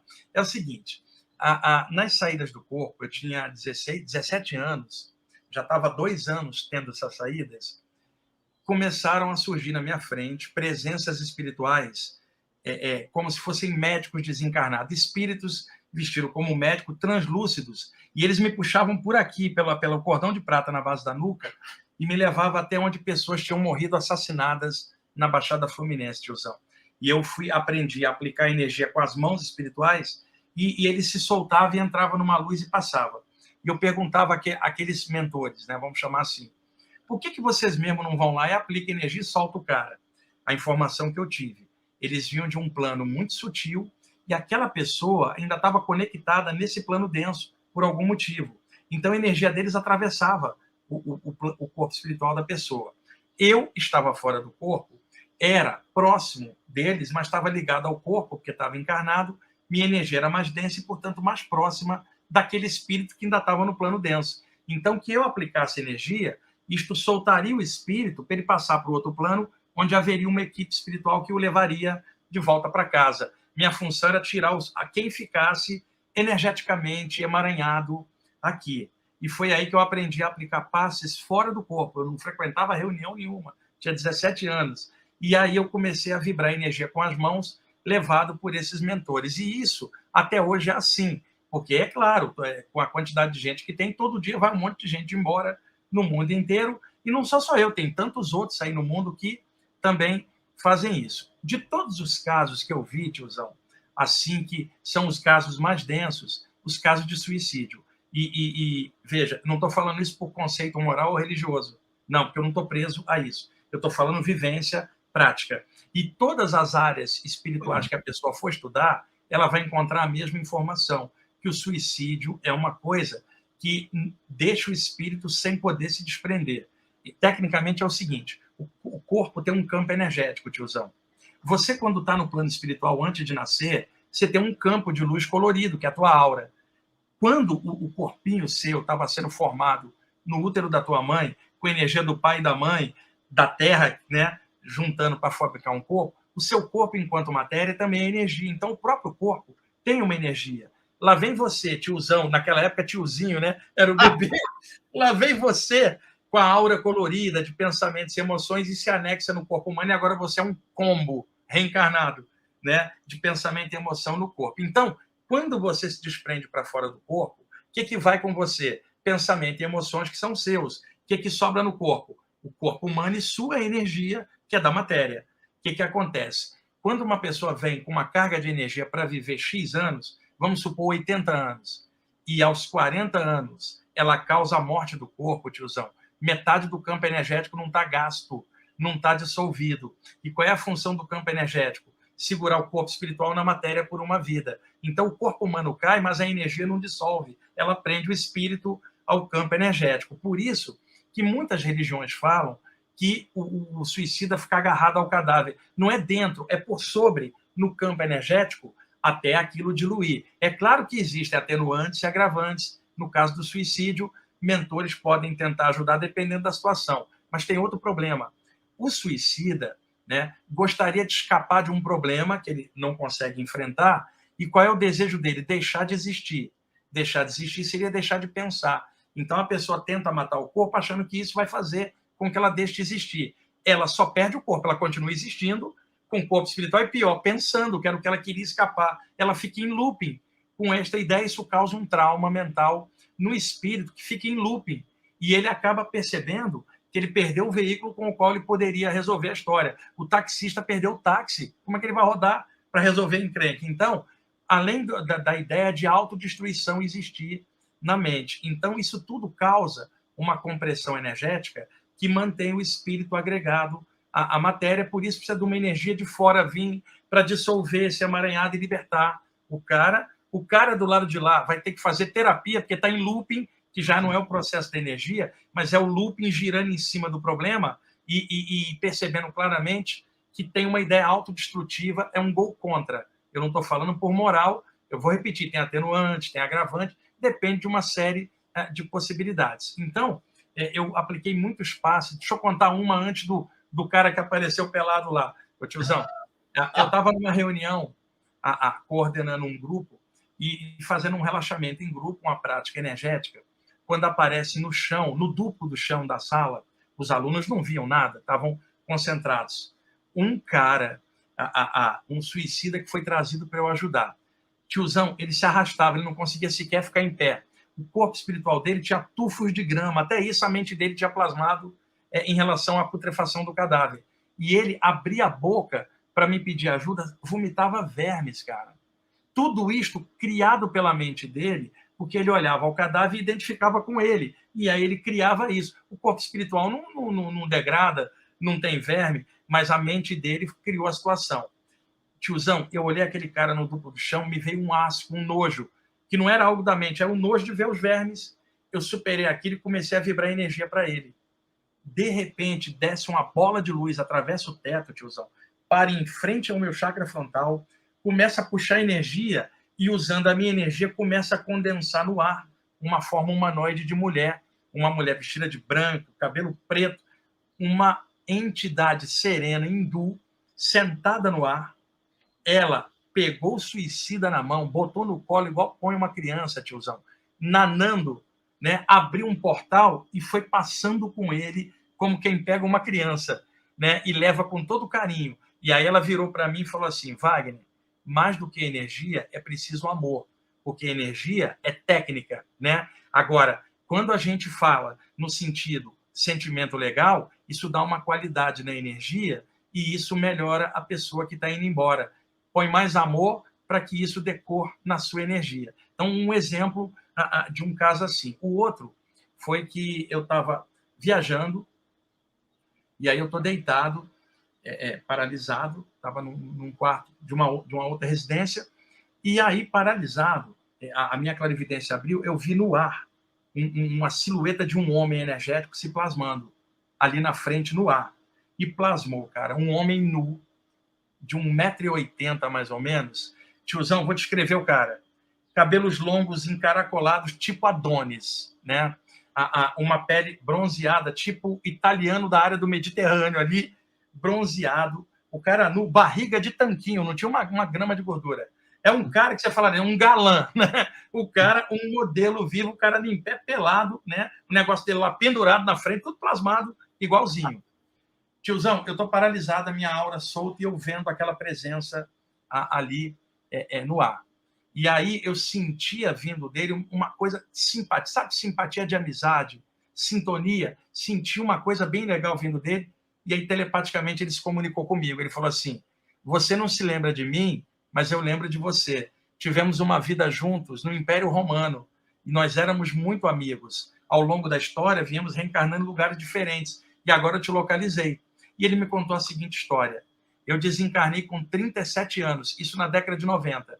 Eu era modelo italiano, cuidava do meu corpo perfeitamente, minha alimentação era saudável, meus exames em dia. Aos 37 anos eu dormi e morri do coração durante o sono, um ataque cardíaco fulminante. E eu cuidava da minha saúde de forma perfeita. Ele falou assim, eu era modelo, eu tinha 3 carros, tive várias mulheres, porque eu tinha um corpo muito bonito, eu era inteligente, eu era modelo, eu tinha acesso, então eu tinha uma vida ideal, mas eu só prestava atenção no meu corpo, que era o meu instrumento de trabalho enquanto modelo. O meu corpo, eu modelava ele de uma forma como se fosse a única coisa do universo, que era a minha ferramenta de trabalho. Quando eu morri durante o sono, quando eu fui despertando, eu estava dentro do caixão, preso ao meu corpo. Tá? Eu percebia claramente que o corpo estava morto, eu sabia inconscientemente, instintivamente, o que tinha acontecido, mas eu não conseguia me desprender. E eu fiquei 3 dias e 3 noites agarrados ao corpo, sem conseguir sair, chorei, me desesperei. Eu não orei porque eu não tinha religião nenhuma, eu era materialista. E aí, ao cabo de 3 dias, mais ou menos, desceu uma luz, eu vi mãos invisíveis me aplicando energia, e aí eu me soltei e adormeci. Quando eu acordei, estava num lugar espiritual, e aí tudo me foi clareado. E eu perguntei ele, por que não te tiraram logo, cara?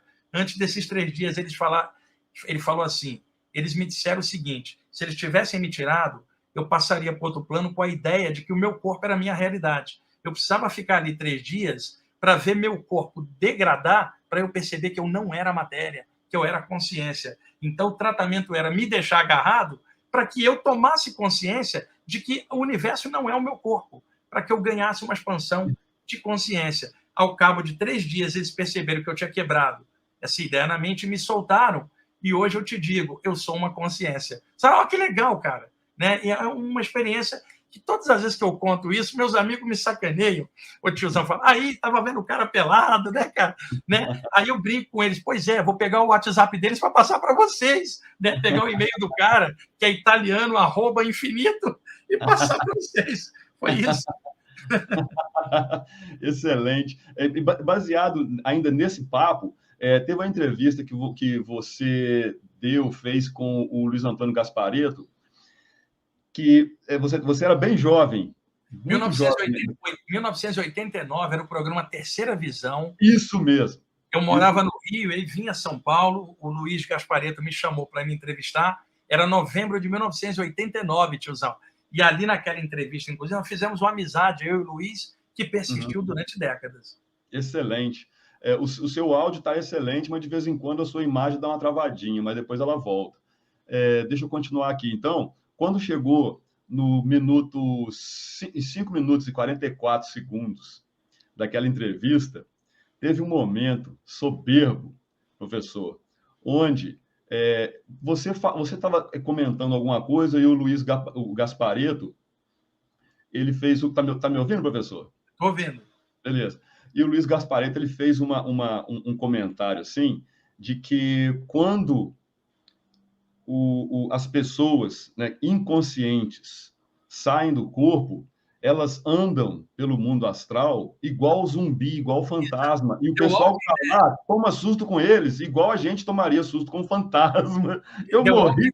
Exatamente, é isso mesmo. Porque o Luiz, como médium naquela época, ele percebia muita coisa também. As pessoas fora do corpo, quando elas não estão lúcidas, elas fazem um padrão tipo sonambulismo astral. Ela repete lá o que ela faria na vigília, né? Ela não percebe que ela está numa outra condição, porque não há uma lucidez. Então, tem muita gente fora do corpo. Por exemplo, vai parecer fantasia para quem não estuda o assunto. Gente que vai para o shopping de madrugada fora do corpo, porque dormiu pensando em ir amanhã e comprar algo, ela vai à noite, de forma automática, no duplo do shopping e zanza andando como um sonâmbulo ali, porque ela dormiu pensando naquilo. Parece fantasia para quem está fora desse tema, mas a gente vê muito isso. Pessoas fora do corpo transitando em ambientes do duplo aqui da matéria, porque elas estão com a consciência baixa. E o pior, pessoas que desencarnam, passam para o lado de lá, tiozão, também robotizadas, ainda achando que estão na vida, na matéria, e dá trabalho para os mentores não só aplicar energia, mas despertar a consciência dela. Excelente. Professor, tem uma pergunta aqui boa, que a pergunta parece que ela foi feita especialmente para você, mas é uma pergunta que eles dirigiram a mim porque está no meu livro. Eu lancei um livro agora há pouco tempo, chama-se O Homem Submisso, Independência Emocional e Social do Marx Sigma. Então, o Marco Silva escreveu assim, no capítulo 2 do seu livro, subtópico Pequenos Hábitos e Padrões Inconscientes, que eu falo disso no meu livro. Aí ele fala que eu explico que o estado meditativo, né, ele independe da mente, que a meditação independe da mente. Ele tá perguntando, e a consciência, onde fica? A consciência, porque né, se a consciência não está na mente, onde está a consciência? Então, essa pergunta, ela não tem uma resposta, porque qualquer resposta é a mente que vai dar. Olha a armadilha. Na verdade, a mente, ela é a ferramenta que a consciência usa para produzir o pensamento. Assim como o campo astral é a ferramenta que usa para expressar emoção, mas a consciência não é mente nem emoção.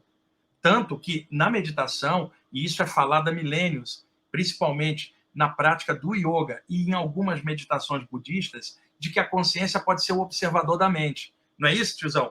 A consciência observar a mente gerando o fluxo de pensamento. Né? A mente produz o pensamento como ferramenta de emanar o pensamento.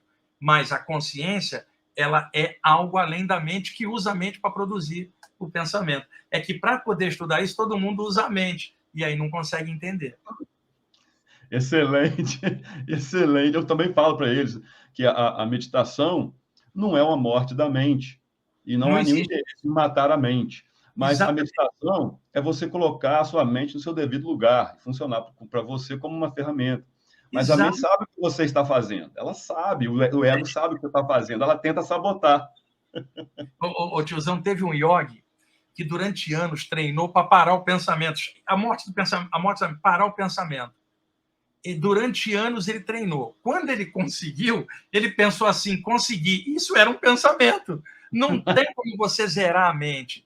Tem como você deixar a mente num estado tranquilo, que não haja agitação ou incomodação. Porque uma das coisas que mais incomoda é a agitação da mente. Quando a mente é uma corredeira, cara, produzindo pensamentos. A meditação torna a corredeira um remanso. Ela não anula o rio, ela torna ele tranquilo. Exatamente. Excelente, seu Vicente. Muito obrigado ao Christian aí pelo superchat aí. Tem uma pergunta muito que essa pergunta ela se repete, professor. Como superar o medo da projeção? Aí ele dá uma estendida, ele fala, uma pessoa que já foi levada várias vezes para o plano astral, claramente para fazer amparos, mas sempre perde a oportunidade porque tem medo, falta de foco e porque é levada a lugares horríveis. Aí são várias coisas, né, o Christian, que fez a pergunta. Uma Sim. pessoa que às vezes vai levada a um lugar pesado para ajudar, na volta, ela pode ficar traumatizada com o que ela viu. Deixa eu dar um exemplo, tiozão. Uma pessoa foi levada a um campo de refugiados na África. Foi levada lá por um grupo de assistência social para ajudar. Ela ajudou, mas quando voltou, aquilo impactou a mente dela devido à miséria que ela viu. E aí ela fala, puxa, eu tenho receio de ir lá de novo, porque eu vi tanta dor. Então, é isso que é esse refluxo que ele está se referindo. E o medo é o maior inimigo da projeção astral, porque o medo acelera o batimento cardíaco, faz a adrenalina subir. Então, a forma de tirar o medo é tornar o que é sobrenatural mais natural. Então, a técnica mais eficaz que existe é ler sobre saídas do corpo na hora de deitar, tiozão, durante uma temporada grande, para que o cérebro entenda a naturalidade daquilo. Aí alguém fala assim, eu vou ler durante quanto tempo? A vida inteira, porque ela dorme toda noite. Não é uma técnica, é uma mudança de postura. Para que isso liquida o medo, porque vai trazendo o tema cada vez mais dentro dela. Por exemplo, não é algo que ela fala assim, tiozão, eu estou aqui e vou até lá como se fosse uma exceção. Ela é de lá e veio para cá. A exceção é aqui. Nós não somos um ser humano estudando a parte espiritual, nós somos um espírito vivendo a parte humana. Não é a exceção eu ir daqui lá, a exceção é eu ter vindo de lá para cá. Então, isto é natural, mas a nossa mente condicionada aqui vai colocar como se fosse uma coisa diferente. Então, a leitura de vários autores para ter visão de conjunto, perto da hora de deitar, ela vai dar um quadro geral para ele, que lentamente vai tornando isso uma realidade mais natural dentro dele, o medo vai sumindo gradativamente. Excelente. Ó, o professor vai ficar com a gente aqui mais uns 10 minutinhos, então vamos fazer o melhor proveito disso aqui. Daqui a pouco eu vou subir uma pergunta, marcar uma pergunta do pessoal no chat, mas eu tenho uma pergunta interessante aqui para todo mundo, no que diz respeito a como ajudar, como facilitar, como tornar menos dificultosa as projeções astrais dentro da abordagem dos chakras. Professor, Sim. você pode falar para a gente, por favor? Essa parte é ótima. É o seguinte, as pessoas que estudam chakras, tiozão, curadores em geral, reikianos, curadores prânicos e passistas em geral, isso é regra. Eu trabalho com o público há anos, eu tenho como mensurar isso. A maioria dos que trabalham bioenergia e chakras não estudam saídas do corpo. E o pessoal que estuda a saída do corpo, a maioria não estuda os chakras. Então, é legal mesclar os dois estudos como uma coisa só. Porque durante a saída do corpo, saem filamentos energéticos de todo o corpo, mas principalmente dos 7 chakras, e esses filamentos formam o feixe de energia conhecido como cordão de prata. Então, os chakras têm um impacto direto na saída, porque os filamentos do cordão de prata no corpo saem dos chakras. Se a pessoa trabalhar os seus chakras, ela está trabalhando os seus filamentos também, e isso favorece a soltura. Então, a pulsação de luz dentro dos chakras é uma forma de você preparar o corpo espiritual para quando você for deitar, o metabolismo cardiorrespiratório relaxar e o padrão de ondas cerebrais relaxar, você já está com as engrenagens soltas, você passou óleo nas engrenagens. Então, o trabalho com os chakras melhora muito a capacidade das saídas do corpo. Mas, para isso, precisa juntar os dois temas num só. E aí é a falha que eu vejo em várias pessoas. Teoricamente estudam projeção, mas conhecem bem pouco dos chakras. E o pessoal que estuda chakras não está interessado em projeção. Juntando esses dois temas, a pessoa vai chegar num ponto bem legal de equilíbrio. Eu descobri isso comigo mesmo, que eu pulsar a luz dentro dos meus chakras, num trabalhinho de energia antes de deitar, me favorece bastante as projeções. Eu estou tentando investir por aí, porque, inclusive, eu comprei o livro da Nancy Trivelato. É o Estado Vibracional, bom livro. Eu comprei, estou com o pessoal que não conhece. O pessoal que não conhece está aqui. É um ótimo livro da Nancy, e foi legal porque a Nancy ela trabalhou muitos anos com o Valdo Vieira, e o marido dela também, o Wagner Alegretti. Eu os conheci lá no finalzinho da década de 80. O Wagner Alegretti eu conheci em 1981 e a Nancy mais ou menos em 1991. E depois eles acabaram se casando. E o que acontece? Trabalharam muitos anos dentro do modelo e padrão que o Valdo Vieira criou na projeciologia e conscienciologia, né? E depois, quando eles saíram, eles mantiveram ainda esse padrão durante um tempo. A Nancy, ela lentamente foi desenvolvendo o trabalho dela, tiozão, o que é muito legal, foi se desprendendo da abordagem clássica do Valdo, com a qual ela tinha trabalhado, era natural, e hoje a Nancy está numa vibe muito melhor do que outrora, na minha visão, porque ela ampliou, e essa ampliação, ela está pegando muita gente que está fora daquela vibe anterior que ela estava. Então, esse livro, Estado Vibracional, é talvez o melhor trabalho sobre o tema, mais do que os livros clássicos da área de projeciologia e conscienciologia, por causa da expansão que ela fez em cima do estado vibracional, desenvolvendo o OUVE, que é um método de trabalho com as vibrações também muito bom. E que legal, e tomara que a Nancy faça outros livros disso, e ampliando um pouco também, com uma linguagem mais aberta ainda, para pegar mais gente e passar esse conhecimento para mais pessoas. Excelente. Professor, tem uma pergunta interessante aqui do Mr. Sossai. O Mr. Sossai é membro lá do nosso grupo de estudos. Aí ele perguntou assim: eu nunca tinha parado para pensar nisso também, não. Primeira vez que eu estou vendo essa pergunta aqui. Quando se está vibrando, para a gente ficar sintonizado de maneira mais elevada, é comum a gente ficar mais assediado, tentar ser sabotado pelo lado de fora? Isso... É possível. Se a pessoa estivesse morando no paraíso, isso não aconteceria, tiozão. Mas morando na Terra, cara, com toda essa atmosfera mais pesada em volta, e eu falo isso como elemento da Terra, porque eu também estou aqui, eu nunca me tiro da situação. Quando eu falo humanidade, eu faço parte dela. Estamos num nível em que mexer com esses temas é nadar contra a corrente, né, tiozão? Isto materialmente, família não gosta, os entes queridos não, os amigos estranham, né? Então, extrafisicamente é a mesma coisa. Quando você tenta melhorar e elevar a vibração, tem presenças extrafísicas densas, né, pesadas, que não querem que você alcance um estado melhor e vão tentar pressionar para diminuir a vibração. Às vezes, essas presenças já estão até em casa há anos, assediando uma família, um local, e na hora que a pessoa tenta melhorar a vibe, eles vão em cima para tentar abafar, porque se uma pessoa daquela casa irradia a luz, vai afetar a influência espiritual pesada de todos. Então, eles tentam abortar o processo da pessoa, quebrar o padrão antes que ela cresça para irradiar a luz. Sabe? Antes que o sol fique grande, é melhor apagar ele enquanto está pequenininho. Então, isto acontece. Qual é a forma de evitar isso? Perseverar. Que aí o pessoal vê que não adianta, desiste.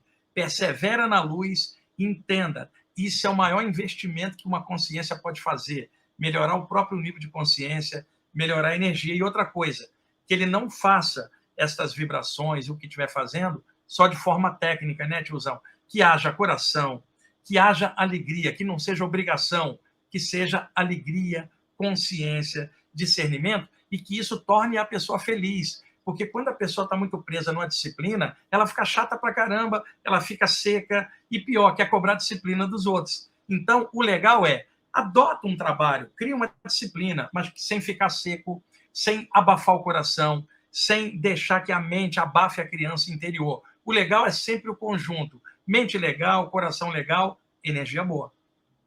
Excelente. Vamos agora a última aqui para poder fechar agora aqui com chave de ouro aqui. Tem muito a ver com a pergunta que foi feita agora anteriormente e é um desafio também que, por eu ter feito esse desafio comigo mesmo, eu lancei o desafio lá no nosso grupo de estudos e muitos aderiram ao desafio, que é o desafio de uma auto-reeducação, professor, e parar de xingar.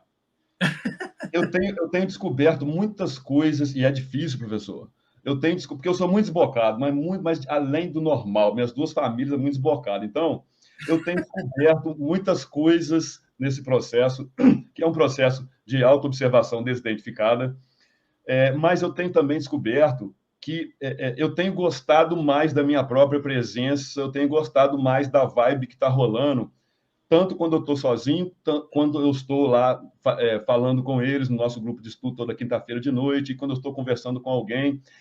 E professor, já está começando a me incomodar quando, né, alguém está conversando comigo e xinga demais, entendeu? E usa esse...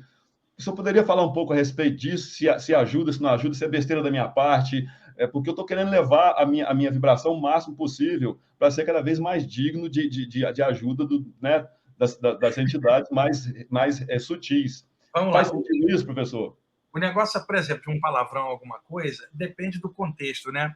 Você tem um Sim, palavrão numa hora de raiva, aquela vibração é pesada, porque ela está carregada de raiva. Mas você tem um grupo de amigos e brincando você fala algo, a vibe é outra. Então, entendi. o lance é mais de energia do que da palavra, é o que está impregnado naquilo. O problema, tiozão, é que a maioria das pessoas é desbocada no sentido ruim, jogando coisa pesada na palavra. Uma Exato. brincadeira, alguém fala, aquela pessoa ali, sabe? É uma brincadeira, mas a má intenção jogada, ela faz a vibração ficar pesada. Então, o lance é sempre o ponto de equilíbrio de cada um. Acha o teu ponto, e outra, sem perder a naturalidade, porque, por exemplo, alguém pode cometer um erro, tiozão, e falar assim, aí agora eu não sou mais desbocado, eu não quero jogar um palavrão, e começar a tentar uma santidade impossível para um ser humano. O legal é o ponto de equilíbrio. Tipo assim, eu me recuso a xingar com raiva, a jogar, a ficar desbocado com coisa ruim, porque eu sei o poder da energia, né? E esse é o primeiro passo, isso ajudaria a coisa pra caramba. E outras pessoas xingam muito na hora de reclamar de algo. Isso tudo é negativo. Esse é um padrão normal. E fora isso aqui, eu tô mal, o mundo tá mal. Isso é uma repetição de autoestima baixa perigosíssima. Então, quando alguém tenta melhorar isso, isso é um processo de auto-reeducação, com certeza. Mas não que ela vai virar anjo, santinho, porque isso também não existe para o ser humano. O ser humano pode melhorar muito, mas dentro da vibe de um ser humano. Primeiro passo, evita palavrões e palavras negativas com intenções pesadas, de reclamação, de raiva ou contra alguém. Esse é o primeiro passo, que já é difícil para muita gente. Isso já melhora muito a vibe, porque a pessoa vai deixando de vibrar essas coisas pesadas, porque é condicionamento também, a mente associa o palavrão a uma certa emoção, e aí a gente fica preso nisso. Agora, alguém está assistindo uma partida de futebol ou qualquer outra coisa, sai o gol do seu time, o pessoal fala, pô, isso não tem nada de ruim. Agora, se ela joga isso no sentido raiva contra alguém, aí já é um processo mental aí que denigre a energia dela. Excelente, muito obrigado. Bom, vamos ficar por aqui, agradecendo a presença de todo mundo, principalmente a presença do professor Wagner Borges. Eu queria terminar perguntando se o professor tem uma despedida em especial aí, algum conselho aí para o pessoal aí que está interessado em projeção astral e está com medo, ou então alguma dica de leitura, qualquer coisa aí. Aproveitar que o Rafar, nosso moderador, está colocando o link para o canal do Wagner Borges agora, nesse momento, no chat. E lá tem um monte de coisa sobre saídas do corpo, e no meu site, lá, o ippb.org.br, tem livros disponibilizados gratuitos para a pessoa baixar lá, tiozão, inclusive de projeção. E o conselho, leiam de tudo, não fica preso numa abordagem, não fecha pacote. E eu sempre gosto de finalizar, isso até virou um mantra, tiozão. Você já deve ter visto isso em alguma outra live minha. Eu sempre finalizo assim: se não for para ser feliz, não adianta nada estudar essas coisas. É isso que eu tenho para fechar. Excelente, excelente. Professor, muito obrigado por esse tempo que o senhor disponibilizou. Eu sei que você nem entrou de férias ainda, né? Porque eu achei que você já estava de férias. Nem entrou de férias ainda, o tiozão já pegou num domingo aí, mas foi excelente. Eu sei que a gente marca outra, o tiozão. Marca um outro domingo, tá? A partir de fevereiro em diante, a gente combina e aí a gente vem bater um papo de novo aqui, tá bom? Eu ia perguntar exatamente isso. Não, então tá bom, professor. Assim. Muito obrigado, meu querido. Então, Muito legal, obrigado. Muito obrigado à participação de todos aí, muito obrigado aos moderadores, né? Então, vou colocar o link do IPPB na descrição dessa live e também e vou também fixar no primeiro comentário e também o canal no YouTube do professor Wagner Borges, altamente recomendado. Então, meus queridos, uma boa noite, professor, muito obrigado, uma boa noite, até breve, boas férias. Um abraço aí para todo mundo que está assistindo, tá? Até mais. Aquele abraço de sempre. Over and out. Depois eu vou arranjar o WhatsApp do italiano para você. Não, obrigado. Legal, até mais. Valeu, meu querido. Aquele abraço. Tchau. Valeu. Tudo de bom para todo mundo aí. Valeu, gente. Tchau.